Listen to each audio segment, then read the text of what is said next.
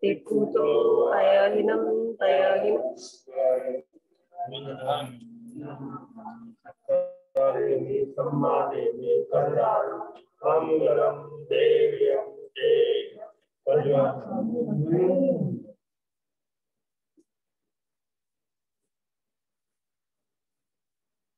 Recording in progress.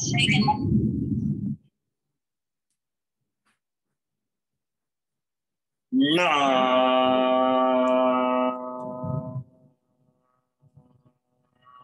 ma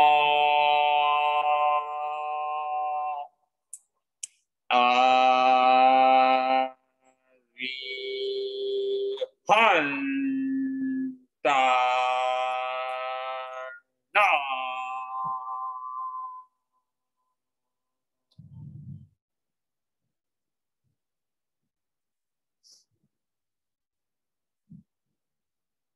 Na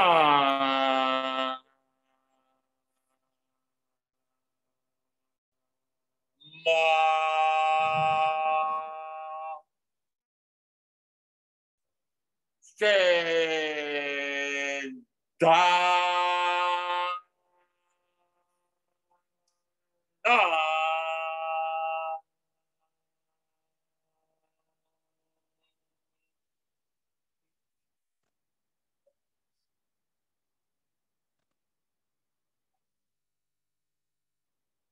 Na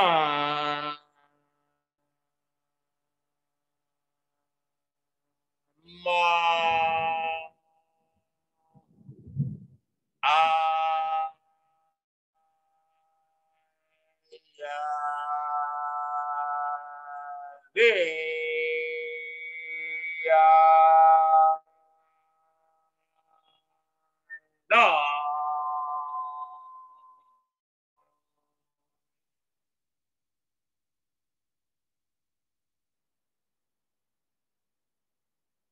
Na ma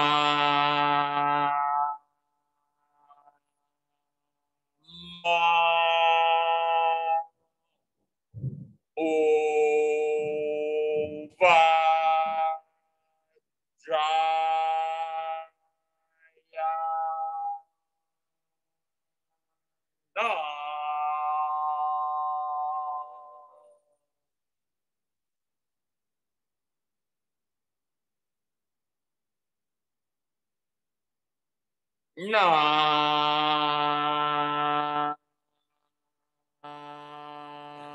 ma la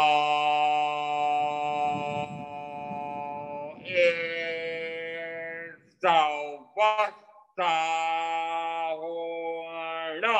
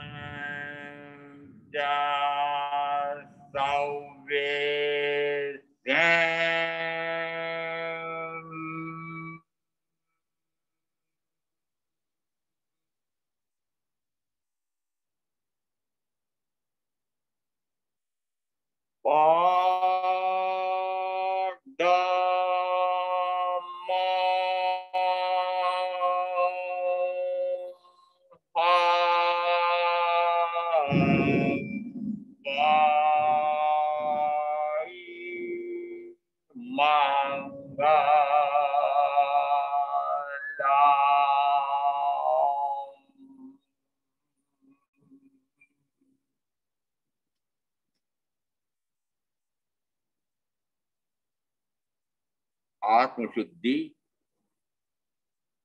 आत्मबोधि, आत्म मुक्ति, जन्म और मरण से मुक्ति के लिए श्रीमद् राजचंद्र रचित आत्मसिद्धि शास्त्र में कल 2 गाथाओं का विवेचन कुछ हुआ था। दोनों गाथाएं सुरेंद्र जी को कहा था कि याद करके लाएं, आए नहीं। सुदेश बहन नहीं, रूपम बहन, कल 2 गाथाएं 1 घंटे तक जिन पर विवेचन हुआ था, मात्र गाथाओं का उच्चारण कर दो।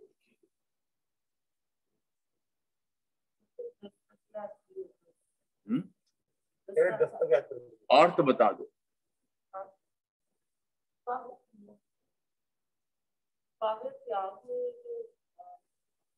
त्याग की कोई महत्ता नहीं है, तो आंतरिक त्याग की महत्ता है। इसके बारे में सद्गुरु बाह्य त्याग, ज्ञान नहीं, त्याग बाह्य त्याग से त्याग नहीं होता, भीतरी त्याग, जब भीतर से त्याग होगा तो ज्ञान का ही महत्व है, त्याग का महत्व नहीं। दूसरी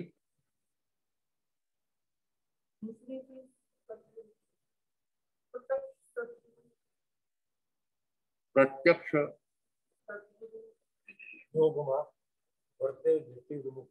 प्रत्यक्ष सद्गुरु योगमा, प्रत्यक्ष सद्गुरु योगमा वर्ते दृष्टि विमुख, सद्गुरु ने दृढ़ करे,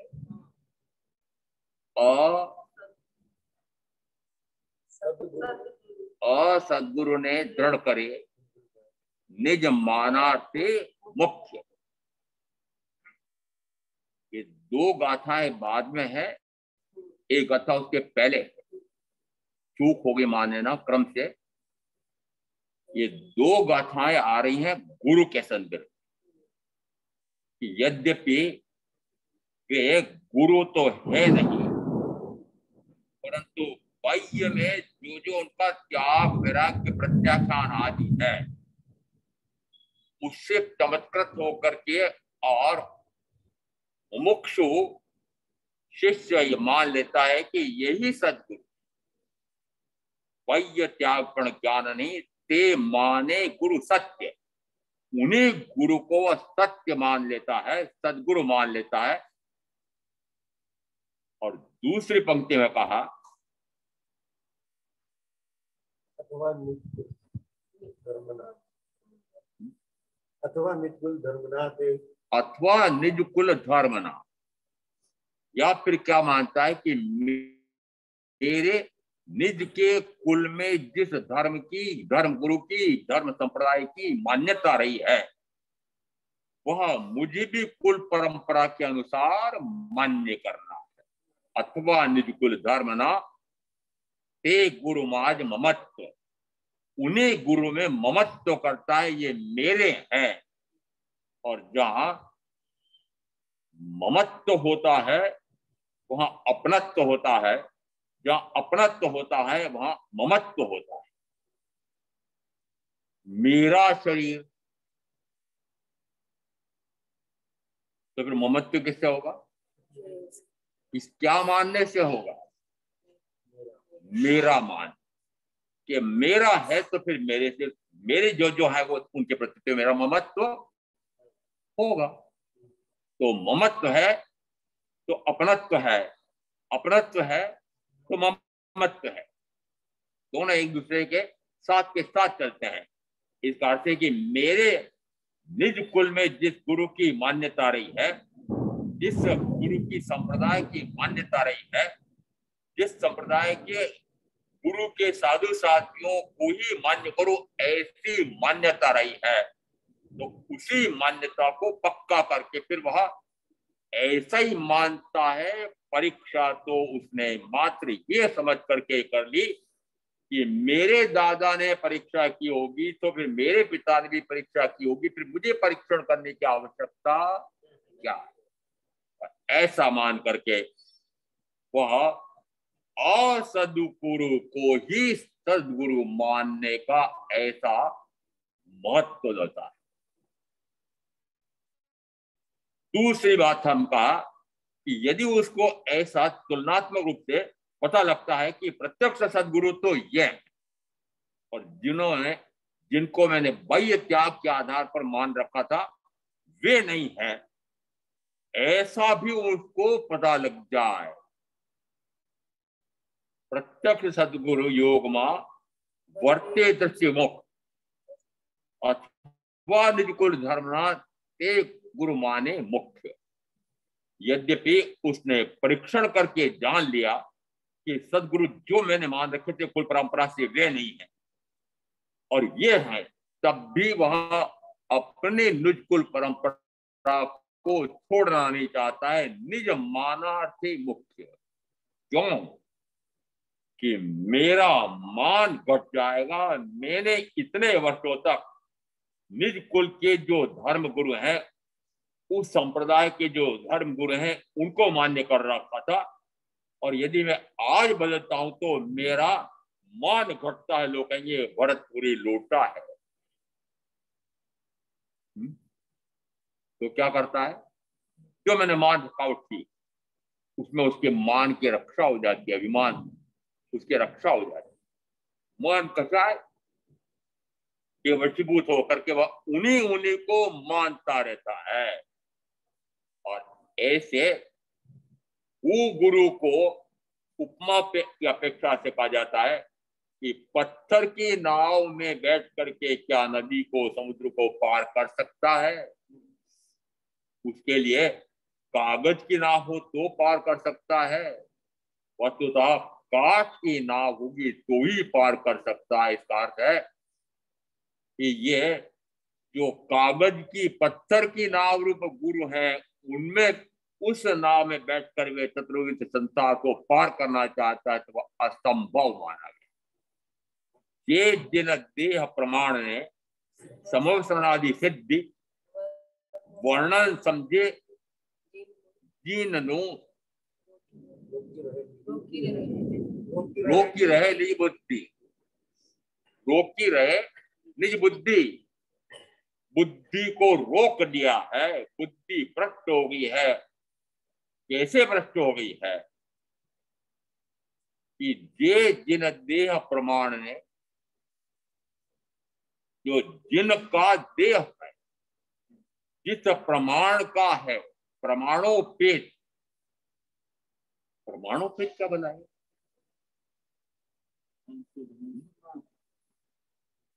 प्रमाणोपेत प्रमाण के अनुसार, प्रमाण के अनुसार यानी यदि गर्दन के ऊपर पांचों इंद्रियां हैं, उनमें मुख्यतः ज्ञान लेना कान है, आंखें हैं, नाक है, ओठ है और सर्वांग की अपेक्षा से शरीर है। यदि ओठ तो खूब मोटे मोटे हों और आंखें पतली पतली सी हो, यदि आंखें तो डबडबाती मोटी मोटी हो और नाक छोटा हो, यदि नाक तो बड़ा मोटा हो और कान छोटे हो, या कान बड़े बड़े बड़े बड़े हो और नाक जरा सा हो, अच्छा लगेगा तेरा? किसको पूछूं? अब ये चेहरे की अपेक्षा से तो रूबी बहन को पूछना पड़ेगा। अच्छा लगेगा चेहरा?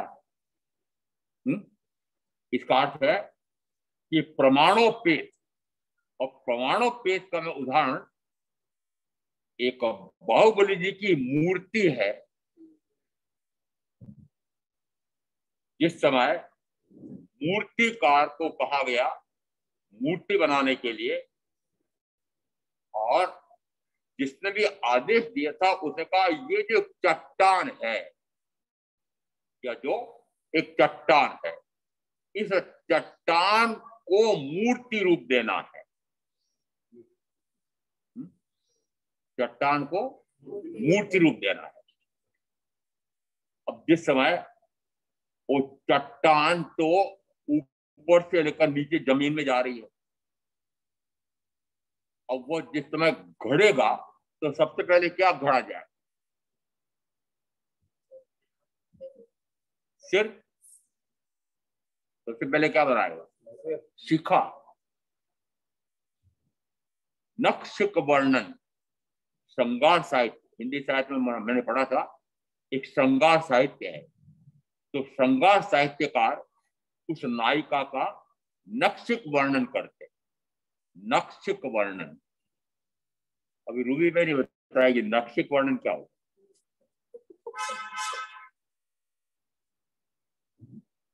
वो तो रूपवानों को पूछो तब भी नहीं बता सकती, तो फिर किसको पूछो?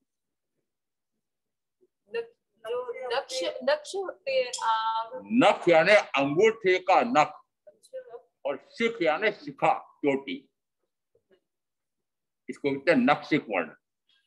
ये नख से लगाकर शिखा तक, शिखा से लगाकर नख तक वर्णन, सारे अंगों का वर्णन औपपातिक सूत्र में मेरे भी आराध्य तीर्थंकर परमात्मा के भी नक्शिक वर्णन उसी प्रकार से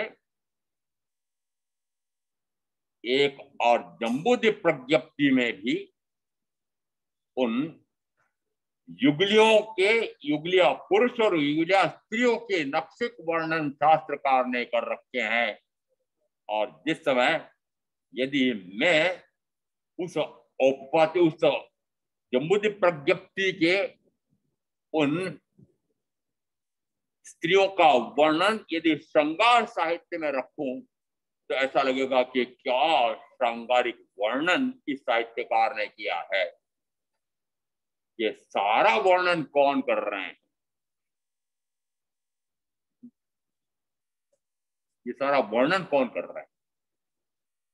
यदि औपपातिक सूत्र में युगलीय पुरुष और युगलीय स्त्रियों का वर्णन है, वो वर्णन किसने किया, बताया किसने?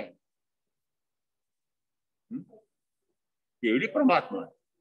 केवली परमात्मा ने, केवली परमात्मा को इन युगलियों के, युगलिया पुरुष के, युगलिया स्त्री के नक्शिक तक का वर्णन करने की कहां आवश्यकता पड़ी, परंतु वर्णन तो आया। इसका अर्थ है यदि ऐसा वर्णन सुन करके और किसी श्रेष्ठी को लगा कि भाई इस चट्टान को एक बाहुबली की मूर्ति के रूप में परिवर्तित करना है, उन्होंने कहा मूर्ति बनाने में जितना कचरा निकलेगा उसके बराबर सोना। समझ में आ रहा है? कचरा कौन सा? पहले मूर्तिकार मूर्ति बनाने के लिए एक मोटा हथौड़ा लेता है, मोटा छेना लेता है, और पहले मोटा मोटा कचरा हटाता है, फिर एक छोटा छेना लेता है, फिर छोटा हथौड़ा लेता है, फिर उससे छोटा कचरा हटाता है, फिर एक बारीक सी छेनी लेता है और छोटी सी हथौड़ी लेता है, और फिर नक्शिक ऐसा नक्कार करके उस प्रस्तर किरण, ऐसी प्रस्तर वह संगमरमर की मूर्ति निकाल देता है। इसका अर्थ हुआ कि जिस समय उसने सिर से उस मूर्ति को गढ़ना प्रारंभ किया है, और यदि सिर की बनावट जैसी बनाई गई है, उसी प्रमाण के अनुसार फिर अंगूठे के नाखून तक का प्रमाणोपेत मूर्तिकार को मूर्ति बनानी पड़ेगी। कल्पना कर सकते हैं मूर्तिकार की, मूर्ति कला की कल्पना कर सकते हैं। और वो चट्टान कितनी लंबी चौड़ी गहरी है और उसके अनुसार उसको वह चट्टान कहां तक खोदना है कि जमीन के ऊपर पैर दिखे और जमीन के अंदर भी चट्टान गड़ी हुई है। और इस प्रकार की बाहुबली जी की मूर्ति बनाना है। और अब प्रारंभ किया उसने शिखा से। अब यदि शिखा से प्रारंभ करेगा तो शिखा का जो प्रमाण है वहां से गिनते गिनते प्रत्येक अंग उपांग जो बाहर से दिखाई दे रहा है वह उसी प्रमाण के अनुसार अंगूठे के नाखून तक वह प्रमाणोपेत प्रस्तर संकेत और संकोचकीर्ण ऐसी मूर्ति निकालने के लिए पैसा कितना लेगा? देना चाहिए ना, देना चाहिए। जिस समय उसने उस सृष्टि के बाद देखो कैसी भगवान बाहुबली की मूर्ति बनाना है, चाहे करोड़ों अरबों रुपए लग जाए, परंतु मैं तो मुझे ऐसी मूर्ति बनवाना तैयार हो। मूर्तिकार को मूर्ति बनाते बनाते भाव आया कि मैं ऐसे बाहुबली भगवान की मूर्ति बना रहा हूं और ये ऐसा सृष्टि है कि जो करोड़ों अरबों स्वर्ण मुद्रा लुटाने के लिए तैयार है और मैं लूटने के लिए तैयार बैठा हूं। मैं कैसा मूर्तिकार हूं? तुरंत उसने तय किया मैं इस प्रकार से पैसा नहीं लूं। तो मुझे मात्र अभी बताना था कि जिनेश्वर परमात्मा का शरीर भी प्रमाणोपेत है। प्रमाणोपेत जिस अंग का जितना जितना प्रमाण शरीर के अंग उपांग के अनुसार सुंदरतम बलिष्ठ वाला दिखे ऐसा वह शरीर होना चाहिए। तो यहाँ कि मैं जिनेश्वर परमात्मा तीर्थंकर परमात्मा का शरीर कैसा है और उसका वर्णन। तो प्रथमतः तो शरीर का वर्णन, अब शरीर का वर्णन तीर्थंकर परमात्मा के शरीर का वर्णन का कि ऐसा तो उनका वज्र ऋषभ द्वारा सहनन वाला शरीर है, सम चतुरस्र संस्थान है, उनके शरीर पर 1008 लक्षण हैं, इस प्रकार का उनका रंग है, रूप है। ऐसा जो वर्णन है उसको कहा ये जिन का, जिनेश्वर का वर्णन। जिन का, तो जिन और जिनेश्वर में अंतर क्या हो? जिन और जिनेश्वर दो शब्द बोल रहा हूं, दोनों में अंतर होता। मैं जिनेश्वर पूछ रहा हूँ, जिन और जिनेश्वर में अंतर क्या है? जिन किसे कहते हैं ये तो आपने बता दिया, ठीक है, कि जिन्होंने इंद्रिय विषयों पर विजय प्राप्त की है, जिन्होंने कषायों को पूर्णतः प्रश्न कर दिया है, जिन्होंने सर्व कर्म शत्रुओं को पराजित कर दिया है, उसे जिन कहते हैं। आप जय जिनेन्द्र बोलते हैं तो मुझे उसका अर्थ तो बता दो, सुरेंद्र जी बता दो जरा। जय जिनेन्द्र,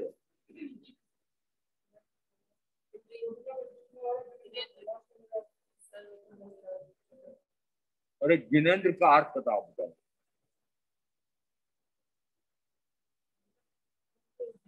अरे वो तो जिन का अर्थ हुआ, जिनों में जो इंद्र, जिनों में जो इंद्र समान, जिनों में जो इंद्र समान है उसे कहते हैं जिनेन्द्र। दिन में कितनी बार बोलते हो? सैकड़ों बार बोलते हो, बुलवाते हो बेटे से भी, पोते से भी, और तो पता ही नहीं है।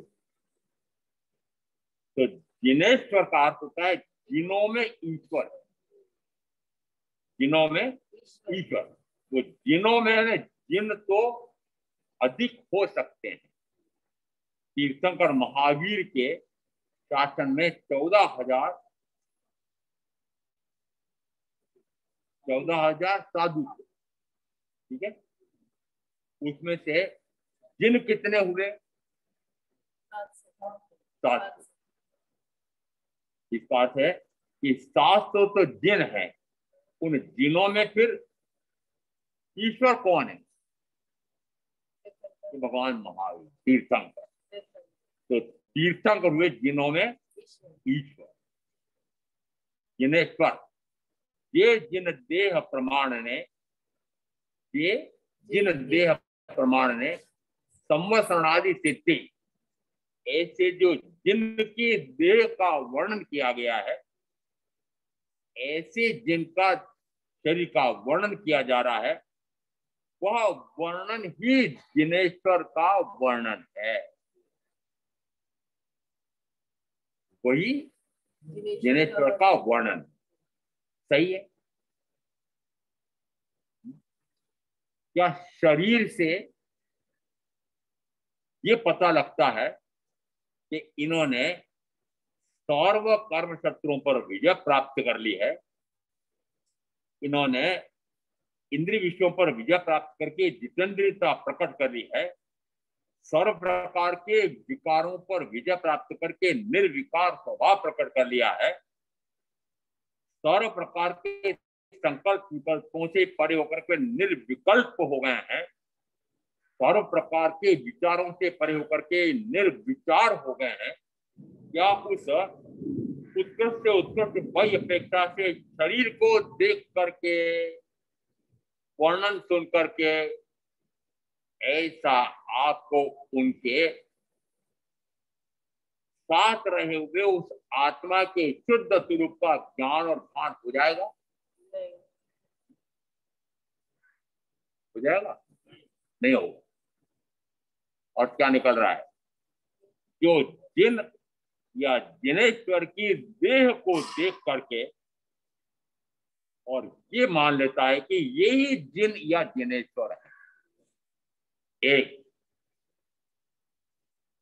ये जिन देह प्रमाण ने समूह शरणादि सिद्धि, कि समूह शरण में जो उनकी रिद्धि सिद्धि दिखाई दे रही है, अब समूह शरण में रिद्धि सिद्धि कौन सी दिखाई दे रही है? आपको कौन सी दिखाई दे रही है?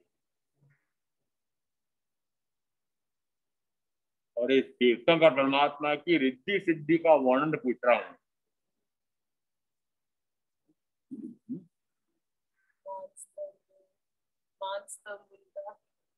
मानसम एक, और ये 7 है, ये 1 पर पहुंचे, ये 7 है, चलो गिनो 7 है। 7 प्रातिहार्य तो देवों द्वारा रचित। प्रातिहार्य यानी ये विशेषताएं हैं, ये विशेषताएं किसके साथ जुड़ती हैं? क्योंकि ये विशेषताएं तो मात्र जो तीर्थंकर होते हैं उनके साथ ही जुड़ती हैं। ऐसे एक तो शरीर और दूसरा ये 7 महाप्रातिहार्य, ये 8 महाप्रातिहार्य कहलाते हैं। एक तो निश्चित रूप से उन तीर्थंकर परमात्मा के शरीर जो है वह कैसा है, एक वह इतना विशेष से विशिष्टतम है। ये तीर्थंकर परमात्मा के शरीर का वैशिष्ट्य बताने के लिए वक्ता और सूत्रकार ने कहा, हे ऋषभदेव तीर्थंकर परमात्मा, अब ऐसी माता और कौन हो सकती है कि जो आपके जैसा बेटा पैदा करे? क्यों? क्योंकि इस लोक में जितने शुद्ध परमाणु थे वे सारे परमाणु तो आपके शरीर में लग गए हैं, और अब और कोई माता इस प्रकार का आप जैसा पुत्र जनना चाहे तो जने कहां से? इस प्रकार के पुद्गल और है ही नहीं लोक में कुछ। लोक में जितने शुद्ध से शुद्धतम परमाणु वे सारे कहां लग गए हैं? इतना शुद्ध से शुद्धतम शरीर अपेक्षा से पुद्गल वो भी इतना शुद्ध हो गया है, तो मुझे कारण बताओ शरीर कैसे शुद्ध होता था? अभी तक तो आपने मुझसे भी सुना है कि शरीर तो निरंतर सड़ने वाला, गलने वाला, गलने वाला, सड़ने वाला, गलने वाला, सड़ने वाला, सड़ने वाला, गलने वाला, निरंतर इसके वर्ण में, गंध में, रस में, स्पर्श में पर्यांतर होता है। यह तो मात्र मलमूत्र का खान है, दुर्गंधों का भंडार है, दुर्गंध से उत्पन्न हुआ है। ऐसा शरीर का वर्णन सुना हुआ है। जब शरीर का ऐसा वर्णन यदि कहा गया है तो तीर्थंकर परमात्मा ने कहा, और मुझे सुनकर के अनुभव में आया को वास्तविक शरीर तो ऐसा ही। तो फिर यदि मेरा शरीर ऐसा है तो भी उन तीर्थंकर परमात्मा का शरीर ऐसा कैसे हुआ? उनके सड़न गलन क्यों नहीं हो रही है?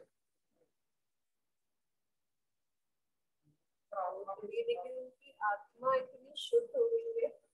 चलो पुरस्कार विजेता, आज के पुरस्कार विजेता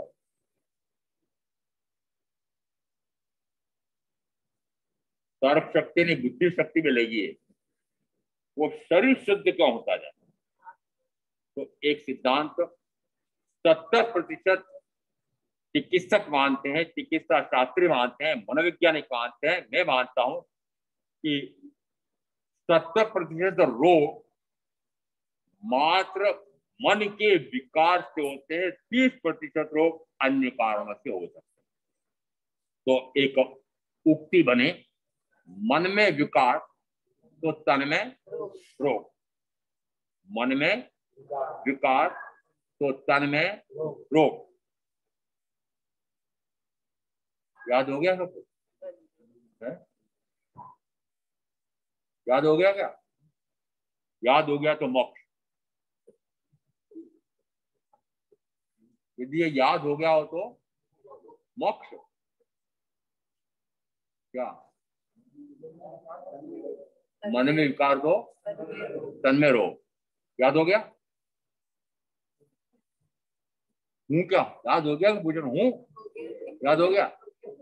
अब जिस समय आपके रोग महारोग आते हैं उस समय आप क्या करते? हाय रे बाप रे, हाय तबाह मचा देंगे पूरे घर में। और ये डॉक्टर, ये चिकित्सक, और ये चिकित्सा शास्त्री, और ये शास्त्री, ये शास्त्री, ये आयुर्वेदाचार्य, पता नहीं कौन सा। तो फिर आपने कहाँ समझा? कहाँ समझा आप? समझा ही नहीं कि ये जितने रोग महारोग आए हैं, आ रहे हैं, आए हैं, आते हैं, आएंगे, वो किसके कारण आते हैं? कर्म नहीं, मेरी विकारी भावों से। चाहे वो विकारी भाव वर्तमान के हैं, इस भाव में किसी कारण, किसी पूर्व के समय के हैं, पूर्व भाव के हैं, 99 लाख भाव तक का लेखा अंतर दशांश सूत्र में आया हुआ है। इसका अर्थ है कि जो जो मैं विकार का भाव करता हूं उसके अनुसार तन में रोग आते हैं। आप सुरेंद्र जी ने कहा था कि महाराज मुझे पक्का हो गया है, फिर मुझे बताओ रोते झूठते क्यों, हिंजरते क्यों जब रोग आते हैं?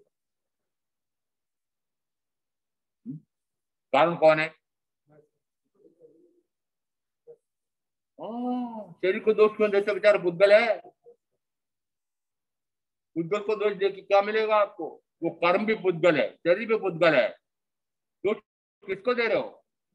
यदि पूर्व कर्म को दोष देते हो तो पूर्व कर्म भी बुद्धल है, और पूर्व कर्म के उद्देश्य से आने वाला सामने निमित्त कारण है, वो भी बुद्धल है। किसको दोष देना चाहते हो? और दूसरे को दोष देकर के बचना चाहते हो, मरोगे अनंत बार। दोष किसका है? मेरा स्वयं का, मेरा स्वयं का। स्वयं का क्या दोष? कि मन में विकार आते। विकार मन से आएंगे, आत्मा से नहीं। आत्मा विकारों को व्यक्त करता है मन से, वचन से, काया। विकार किसके माध्यम से निकलेंगे? इन तीन के माध्यम। और विकार में शुभ और अशुभ दोनों है। विकार में शुभ और अशुभ दोनों है। यदि शुभ भाव में जाना है तब भी मुझे इन 3 का सहारा लेना पड़ेगा, अशुभ भाव में जाना है तब भी मुझे इन 3 का सहारा लेना पड़ेगा। और यदि मुझे शुभ और अशुभ का फल प्राप्त हो गया, पता लग गया कि शुभ का फल क्या है और अशुभ का फल क्या है, तो जरा अब सुरेंद्र जी बताएंगे कि शुभ का फल क्या? पुण्य। पुण्य का आगे फल गति।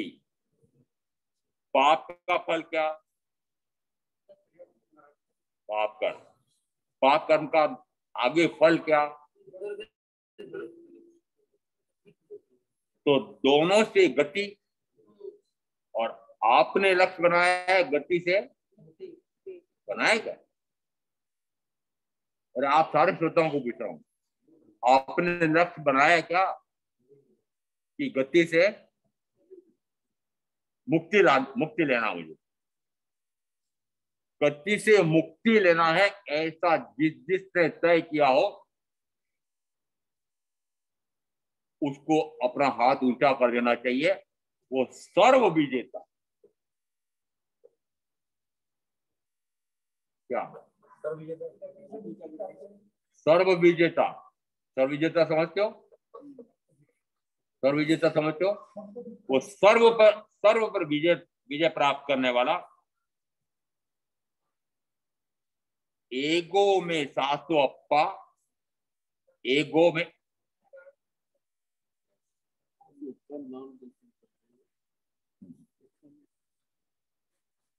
एगे जिया जिया पंच जिया दस्त, एगे जिया जिया पंच पंच जिया जिया दस्ता, दस्ता हो तो जन ताणम सब सत्तु जनाम हम एगप्पा अजी सत्तु कसाय इंदियानिया ते जनक जहानानम बिहरामे आमुणे। पहले तो ये बताओ ये गाथा कहां से आई, कौन से आगम से आई, किसने कहा, किसको कहा? ये 2 गाथाएं मैंने अभी जो बोली हैं, इन 2 गाथाओं का अर्थ समझना तो भी समझ लो। एक को जीता तो 5 जीती जाती हैं, और 5 और 1 6 को जीता तो 4 जीते जाते हैं, और 4 और 6 10 को जीता है तो सबको जीत लिया, सर्व विजेता। सुरेंद्र जी का अब परीक्षण ले रहा हूं मैं।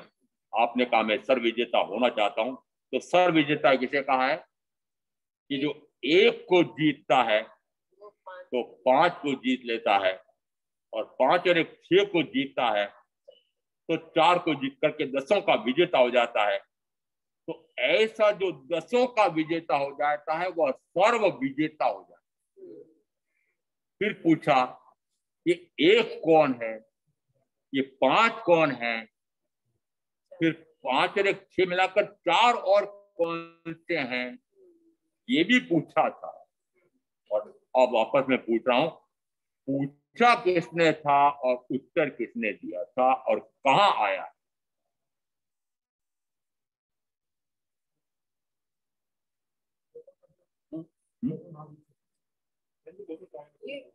गौतम स्वामी ने।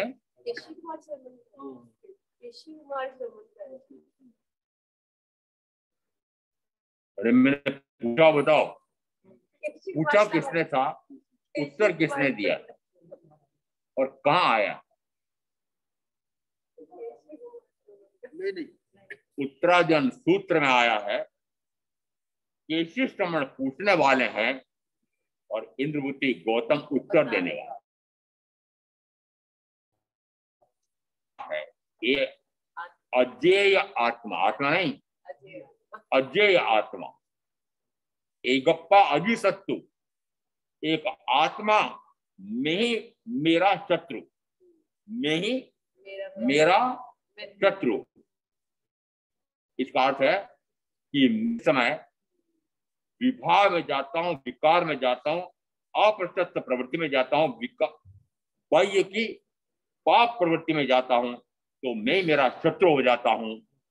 और जिस समय मैं सद प्रवृत्ति में होता हूं तो मैं अपना ही मित्र हो जाता हूं। मैं ही मेरा कर्ता, मैं ही मेरा भोक्ता हूं। इसका अर्थ हुआ कि कर्ता भी मैं और भोक्ता भी मैं। अब यहां कर्ता किसका हो रहा है कि शुभ और अशुभ। और सुरेंद्र जी को पूछ रहा हूं, यदि शुभ और अशुभ के कर्ता हो रहे हो तो फिर सर्वविजेता कहोगे।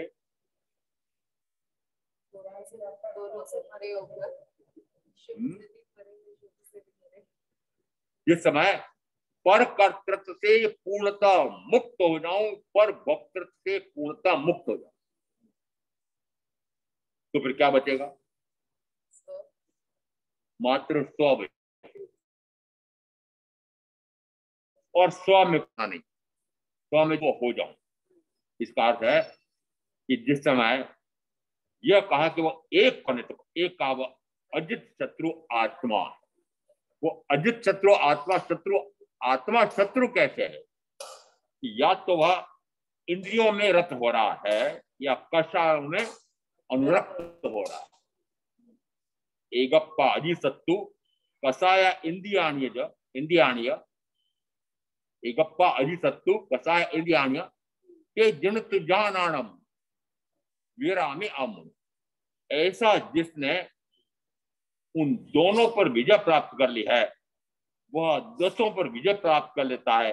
और ऐसा मैं इन दसों पर विजय प्राप्त करके और अपने अंदर में आनंद में विहरण करता हूं। एक है आत्मा, 5 है इंद्रियां और 4 है कषाय। यदि एक इस आत्मा पर विजय प्राप्त हो जाए तो कहा 5 इंद्रियों पर विजय प्राप्त हो जाती है, और 5 ने 6 पर विजय प्राप्त हो जाती है, तो 4 कषायों पर विजय प्राप्त हो जाती है और वह सर्व विजेता हो, वह सर्व विजेता हो जाता। इसका अर्थ है कि जिनका स्वरूप कैसे प्रकट हुआ,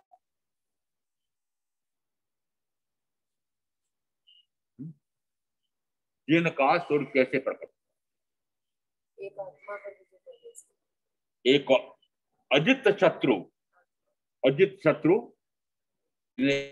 ऐसा शत्रु जिस पर विजय प्राप्त करना कठिन से कठिनतम है, कठिन से कठिनतम है कि उस पर विजय प्राप्त की नहीं जा सकती। यह तो का अजेय है, इस पर विजय प्राप्त की नहीं जा सकती, इस पर विजय प्राप्त की नहीं जा सकती। अजेय शत्रु है। अजेय शत्रु का अर्थ होता है ऐसा शत्रु है कि जिस पर कोई विजय प्राप्त नहीं कर सकता। सही है? आप जैसे नपुंसक पुरुषार्थहीन के लिए सही है। हाँ महाराज, मेरा तो ऐसा पुरुषार्थ तो पड़ता नहीं है, मेरे पर तो ये रागी दृष्टि हावी हो जाते हैं, ये कषाय क्रोध मान माया लोग इस कषाय हावी हो जाते हैं। मैं क्या करूं? ये मेरा पूर्व का कर्म ऐसा है कि जो मुझ पर हावी होता है, उस कर्म के उदय में आने वाला निमित्त मुझ पर सवार हो जाता है और मैं उसके अनुसार कार्य करता हूं, मुझे करना पड़ता है, क्या करूं? उसके लिए कहा हुआ अजित शत्रु। हार मान ली, घुटने टेक दिए। किसके सामने घुटने टेकते हो सुरेंद्र जी, प्रधान जी?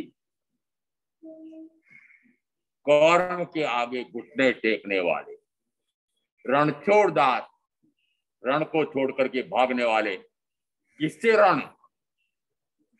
क्या इन कर्म शत्रुओं से युद्ध करते हो कि घुटने टेकते हो? जिन्होंने कर्म शत्रुओं को ललकारा है और ललकार करके जिन्होंने उस पर विजय प्राप्ति की है, ऐसे ये होते हैं जिन। और ऐसे जिनों में जो सर्वश्रेष्ठ हैं उसे कहते हैं जिनेश्वर। ये जिन देह प्रमाण ने समोह शरणादि सिद्धि कि यदि मैंने जो समोह शरण में बैठे हुए उन जिन जो एक टंकोत्कीर्ण स्फटिक सिंहासन पर विराजमान है, ऊपर एक अशोक वृक्ष है, फिर एक छत्र है, एक चमर है, फिर देव दुंदुभी बजाते हैं, तीर्थंकर महावीर का समोषण लगा है, सारे भाई बहन समोषण में पहुंचो, अमूल्य वाणी है, ऐसी घोषणा करते हैं। और यदि वे आ जाएं, समोषण की रचना हो, तो फिर कुसुम वृष्टि करते हैं। कुसुम वृष्टि क्या बनाते हैं? सीधा सीधा तो बोला महाराज कि वे फूल बरसाते हैं। ये सरल भाषा क्यों नहीं बोलते आप? महाराज आप कोई रद्दी है जो हमारे समझ में नहीं आती, ऐसी भाषा बोलते हो। जो हमारे समझ में आए ऐसी बोलो ना। गंवारों को, तो गंवारों को गंवारी भाषा बोलो। अरे गंवारी रहना चाहते हो, इस समय यदि मैंने समझा है कि ऐसे ये जो जिन, इन जिन का जो शरीर है, उस शरीर के कारण से, उस शरीर के कारण से, सिर और सिर के कारण से, उस सिर के पीछे आपने मूर्ति या चित्र देखा हो, तो उस बेशज के पीछे एक गोलाकार चमत्कार ऐसा दिखाई देता है। उसको नाम दिया हमारे यहाँ प्रभा मंडल, आभा मंडल। और भक्तामर सूत्रकार कहते हैं, अहो तीर्थंकर शब्दे परमात्मा, आपका जो आभा मंडल है, प्रभा मंडल है, वो ऐसा चमत्कृत है कि उसके सामने 100 सूर्य भी आ जाए तो वे भी फीके पड़ते। ये ऐसा आभा मंडल किसके कारण बना?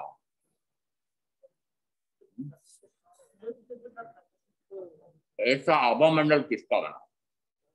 किसके कारण से बना?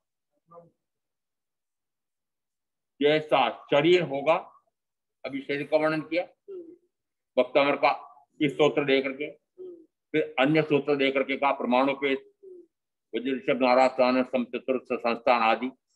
इसका अर्थ है कि पहले शरीर की रचना बताई कि शरीर की रचना इतनी उत्कृष्टतम है तो सिर की रचना भी उस प्रकार से उत्कृष्टतम होगी। और फिर सिर जैसा है वैसा उनका आभा मंडल होगा। तो आभा मंडल उद्गल है कि जीव है?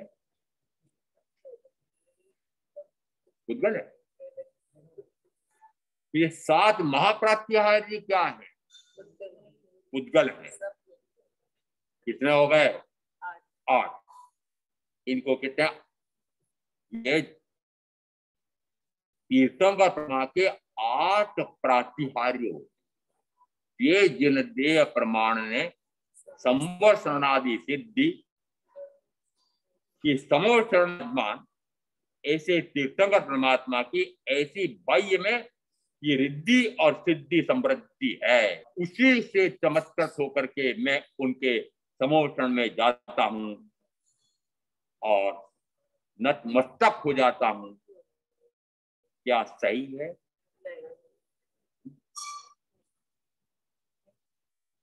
है। व्यावहारिक जगत में मैं कह सकता हूं कि यदि आप किसी से मिलते से ही उसका बाह्य में जो व्यक्तित्व दिखाई दे रहा है, उस व्यक्तित्व को देख करके चकाचौंध हो जाते हैं और जैसा वह भाव कर रहा है उस प्रकार से आपका भाव हो जाता है। आप उसके सामने नतमस्तक हो जाते हैं। कोई काम आप नहीं करना चाहता है वह, तब भी वह करता है, आप उससे करवा लेते हैं। ऐसा कैसे होता है? वो जितना जितना उसका आभा मंडल चमत्कृत होगा, उस आभा मंडल के क्षेत्र में जाने वाला वो उसी प्रकार से उससे चमत्कृत होकर के उसके अनुसार कार्य करना उससे प्रभावित हो जाता है। तो जड़ जगत में भी इस प्रकार का है कि जिस मनुष्य का आभा मंडल विशिष्ट होता है, दूसरा व्यक्ति उससे तुरंत प्रभावित होता है। जो काम मात्र मुझे दृष्टांत देना इसलिए दे रहा हूं गोरक्षक साथी, हम जिलाधीश से भी मिले थे, पुलिस अधीक्षक से भी मिले थे, और वो गाय पकड़ी है, वो मानना नहीं चाहते हैं, न तो वो जब्त कराने के लिए आदेश देते हैं, कुछ भी नहीं कर रहे हैं। आप चलो, मैं क्या कर लूंगा, नहीं नहीं आप चलो। और जैसे मैं जाकर के उनके साथ खड़ा होता था और बोलना प्रारंभ करो, तो बोलते बोलते क्या ठीक है, हम पुलिस को आदेश देते हैं कि अमुक प्रकार की गाय पकड़ी गई हैं इन गोरक्षकों द्वारा, उनको जब्त करो और कानूनी कार्रवाई करो। साहब, हम 8-8 जने आए थे और हमारी बात तो मानी नहीं जिलाधीश ने और ये पुलिस अधीक्षक ने, कि आपकी क्यों मान लेते? समझ में आ रहा है? बाह्य के व्यक्तित्व से भी दूसरा व्यक्ति चमत्कृत होता है। तो ये तो मैंने ये बाह्य व्यक्तित्व का शरीर का उदाहरण दिया है, परंतु जिनके इस प्रकार से अभ्यंतर में अनंत ज्ञान, अनंत दर्शन, अनंत सुख, अनंत वीर आदि अनंत गुण प्रकट हो गए हैं,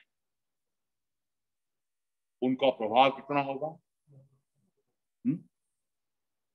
जिस समय इंद्रभूति गौतम प्रथमतः तीर्थंकर महावीर के समोषण में पहुंचते हैं, बाह्य में किससे चमत्कृत हुए?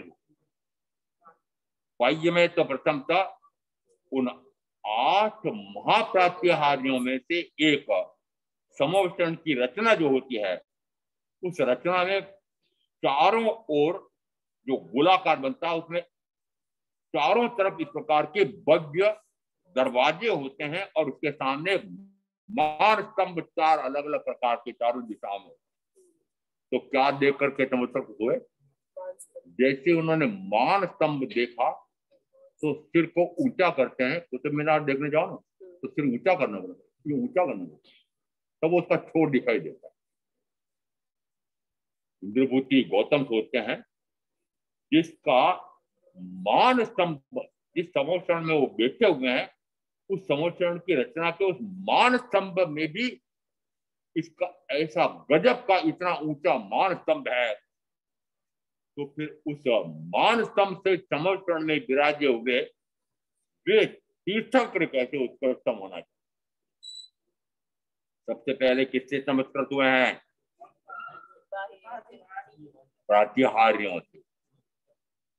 यदि प्रातिहार्यों को देख करके वो माने कि यही जिनेश्वर हैं, तो अब इस प्रकार के 8, यदि तुलना अधिक मैं नहीं जानता हूं, पर मुझे ये पक्का है कि उसी समय तीर्थंकर महावीर की प्रतिस्पर्धा में एक और ऐसे थे जो कहते नहीं, पर तीर्थंकर तुम नहीं मैं हूं, तुम नहीं मैं हूं।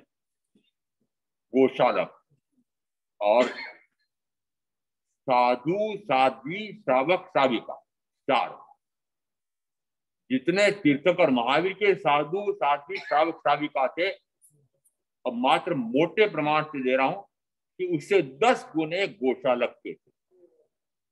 कितने? 10 गुने गोशालक के थे। तो फिर 10 गुने यदि इस प्रकार के होंगे तो फिर सभा मंडप कैसा होगा? होगा कि नहीं होगा? इसका अर्थ है कि अब हमने उसको नाम दिया, इस प्रकार का समोषण होता है तीर्थंकरों का, अरे वे भी अपने आप को तीर्थंकर ही कह रहे हैं और इतने 10 गुने अनुयायी मान रहे हैं कि ये तीर्थंकर हैं, तो फिर उनकी भी तो समोषण की रचना ऐसी होती होगी, नहीं होती होगी? 10 गुनी होती होगी, 10 गुनी होती होगी। इसका अर्थ है कि क्या बाहर के इन 8 महाप्रातिहार्यों से जिन या जिनेश्वर का माप गिना जाए?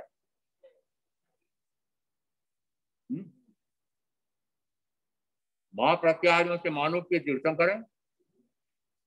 महाप्रातिहार्य भी मैंने बता दे, यदि आभा मंडल है तो वो भी पौद्गलिक है और 7 देवों द्वारा रचित है वो भी पौद्गलिक है। यदि उद्गल की रचना से मैं उस जनेश्वर के आत्मिक गुणों पर ज्ञान दूं तो कैसे हो सकता है? नहीं हो सकता। इसका अर्थ है कि जो मात्र बाह्य में शरीर सौष्ठव देख करके और बाह्य में इस प्रकार के महाप्रातिहार्यों को देख करके चमत्कृत होकर के उन्हीं को सदगुरु परम सदगुरु मानता है, तो मिथ्या। और बात तो इतने सी कहनी थी आपको, इतने घुमा फिरा कर क्यों बोले आप? बात तो इतनी सी कहनी थी ना। ये समोसादि सिद्धि वर्णन समझे जिन्हों रोकी रहे निज बुद्धि, उसकी बुद्धि भ्रष्ट हो गई है। क्या भ्रष्ट हो गई है? कि मात्र उसने बाहर में समोषण की प्रकार की रचना देख करके और उस समोषण में बैठे हुए जिन जो हैं उन्हीं को जिनेश्वर मानने की भूल की है। वे मेरे परम सदगुरु हैं ऐसा मानने की भूल की है।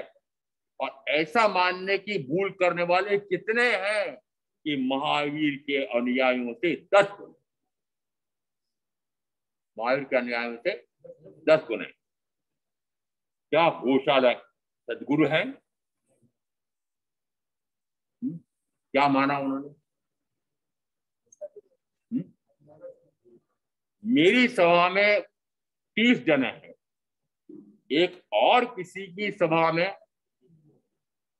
300 हैं, फिर एक किसी की सभा में 3000 हैं, फिर एक किसी की सभा में वो जून पर सुनने वाले 3 लाख हैं। बताओ श्रेष्ठ कौन गिना जाए? जिनकी सभा में 30 के स्थान पर 300 हैं वो उससे बड़ा है। फिर जिनकी सभा में 3000 है और बड़ा है। फिर जिनकी सभा में 30,000 है और बड़ा है। जिनकी सभा में ये जून की सभा में सुनने वाले 3 लाख हैं, इसको सबसे बड़ा हुआ गौशाला।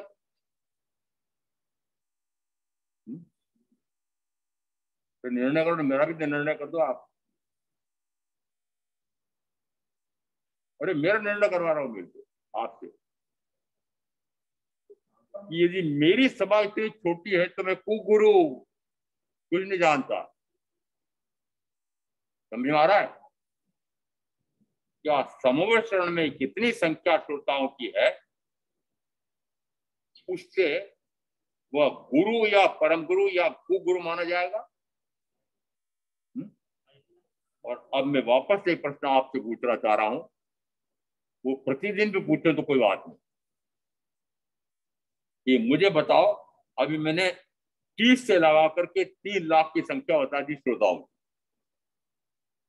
बताओ जन्म मरण से मुक्ति का उपाय करने वाले संख्या में 3 लाख होंगे कि 30 होंगे कि 3 होंगे? मात्र 3 होंगे। कितने होंगे? अरे ऊपर बैठे हो 3, समझ आ रहा है? 3 लाख। 3 लाख क्या है? वो 3 लाख ने जिसको गुरु मान रखा है वो क्या है? अरे निर्णय कराना गुरु का निर्णय कर देना आज तो। क्या भीड़ जिसको मानती है,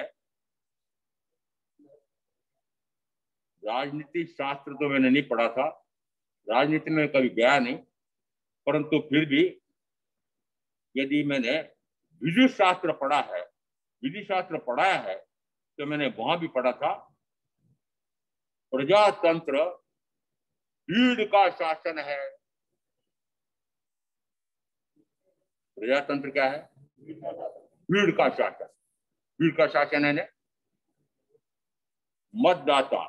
अब आपको समझने के लिए बता रहा हूं, मतदाताओं में एक बौद्धिक शक्ति की अपेक्षा से, प्रबुद्ध व्यक्ति की अपेक्षा से सर्वोच्च न्यायालय का वो सर्वोच्च न्यायाधिपति वह भी उस विधायक का, सांसद का चुनाव करने के लिए एक मत डालता है, एक वोट डाला। ठीक है? एक महाबुद्धू कुछ भी नहीं समझता है, ऐसे ऐसे भी हैं कि कंधे पर बिठा कर ले जा रहे हैं, जर्जर शरीर हो रहा है, बुद्धि भ्रष्ट हो गई है, परंतु वह भी एक वोट डालता है।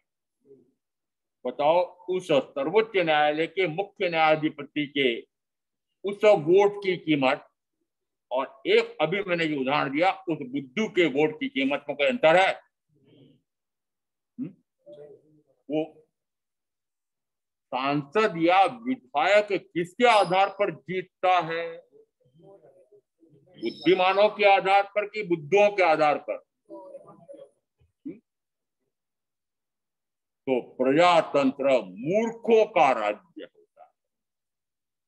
ये मैंने राजनीति शास्त्र, विधि शास्त्र में पढ़ा था कि प्रजातंत्र मूर्खों का शासन। शासन कौन करता है? मूर्ख चुनते हैं।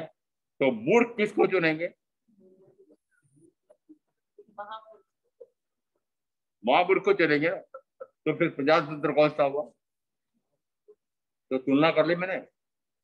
अरे गुरु की गुण समझ में आई? गुरु किसके कहते हैं? गुरु किसके कहते हैं? इस बात से कि जिसको बहुत अधिक भीड़ मानती है वो सदगुरु है।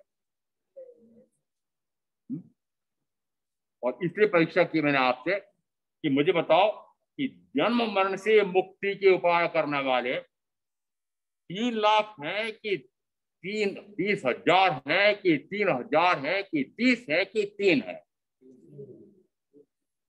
तो मैं तो मानता हूं मात के ऊपर बैठे हुए हमारे वर्तमान में 3, और अधिक मानूं तो सामने बैठे हुए 30, और अधिक मानो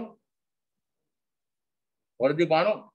और मैं पक्का कह सकता हूं इन 30 में से भी हो सकता है कि 29 ऐसे हों कि जो ऐसा नहीं मानते। बोलो 16 ही बैठे हो गया काम, आधे हो गए। ये हमारे यहाँ पर 8 की गिनती बड़ी अच्छी मानी, पता है? 8। अभी 8 माह का क्या लिखा है? 8 गुण संपन्न। 8 गुण किसके? संख्या में सबसे कम गुण किसके? और संख्या में सबसे अधिक गुण किसके?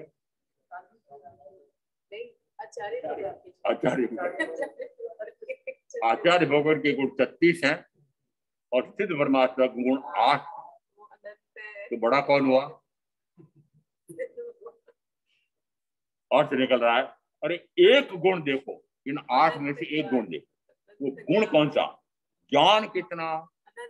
अनंत। अब बताओ, और एक गुण ऐसा है कि जिसका अंत नहीं आता है। क्या ऐसे एक एक गुण करके इन 8 गुणों को अर्जित करने वाला वह श्रेष्ठ है, अर्जित करने का उपाय करने वाला वह श्रेष्ठ है कि 8 नहीं 8,000 8 लाख जन्म और मरण के बीच में आने वाली समस्याओं का फल ढूंढने के लिए मेरे पास आता है, वह श्रेष्ठ है कि जन्म मरण से मुक्ति का उपाय जानने वाला, चाहने वाला वह श्रेष्ठ है। ये भी निर्णय कर लो आज। यदि 8 लाख समस्याओं का हल करने के लिए जिनके पास जाता है वह व्यक्ति श्रेष्ठ है कि 8 गुण प्रकट करने के लिए तीव्र जिज्ञासा वृत्ति लेकर के मेरे पास आता है वह श्रेष्ठ है। सुगुरु, ठीक है, मुमुक्षु और मतार्थी दोनों स्पष्ट हो गए। कुगुरु कौन है, सुगुरु कौन है, मतार्थी कौन है, आत्मार्थी कौन है, सारी बातें स्पष्ट हो गई। आगे बढ़े। गुरुदेव क्या कर? चत्तारि मंगलम अरिहंता मंगलम सिद्धा मंगलम साहु मंगलम केली प्रणतपदो मंगलम। चत्तारि लघुत्तमा अरिहंता लघुत्तमा सिद्धा लघुत्तमा साहु लघुत्तमा केली प्रणतपदम लघुत्तमा। चत्तामि अरिहन्ते शरणपवज्जामि सिद्धे शरणपवज्जामि साहु शरणपवज्जामि केली प्रणतम धम्मं शरणं पवज्जामि। चार मंगलिक चार उत्तम चार चरना और चरना नहीं कोई जो भव्य प्राणी आज तो अक्षय अमर कर। आज जून पर सुनने वालों की परीक्षा और उनको अवसर है कि वे प्रश्न पूछें या हमारे महामुनि प्रश्न पूछेंगे और जून पर उत्तर देने वाले वो पटवा जी या अंशुल भाई से संपर्क करें।